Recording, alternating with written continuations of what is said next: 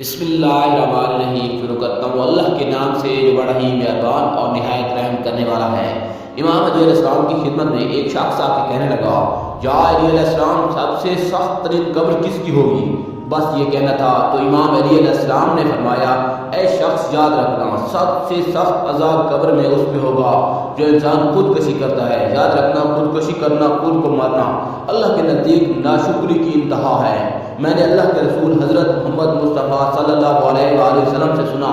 جو انسان خود کو جس موت سے مارتا ہے تو وہی موت اس کا عذاب بن جاتی ہے اور وہ بار بار ویسے ہی مرتا رہتا ہے، چیختا رہتا ہے، روتا رہتا ہے، اس کو اس کی کسی بھی نیکی کا اجر نہیں ملتا۔ یاد رکھنا زندگی اللہ کی دی گئی ہے، یہ آنکھیں اللہ کی عطا کی گئی ہیں، یہ کان جسے انسان سنتا ہے، یہ زبان جسے انسان بولتا ہے، یہ ہاتھ، یہ پاؤں مقرر وقت تک انسان کے لیے اللہ کی نعمت قرار دیے گئے ہیں، اور یہ زندگی انسان کے لیے امتحان ہے، اور موت اس امتحان سے نجات کا نام ہے، اور حساب و کتاب روز محشر جنت و دوزخ میں تقسیم کو کہتے ہیں۔ یاد رکھنا جس طرح سے اللہ نے جسم کی بھوک اور پیاس کو ہر انسان کی فطرت میں سما دیا ہے، ویسے انسان کی روح میں اللہ کی عبادت اور اس کے رسول کی فرما برداری کو روح کا سکون اور انسان کا اطمینان قرار دیا ہے۔ جو انسان اللہ سے دور رہتا ہے، اس کے رسول کے اطاعت نہیں کرتا، اس کی روح بے چین رہتی ہے، اور پھر اپنے روح کے سکون اور اطمینان کے لیے دنیاوی خواہشات کو سہارا بنا لیتا ہے، اور وہی چیز اس میں لالچ اور ہوس پیدا کرتا ہے۔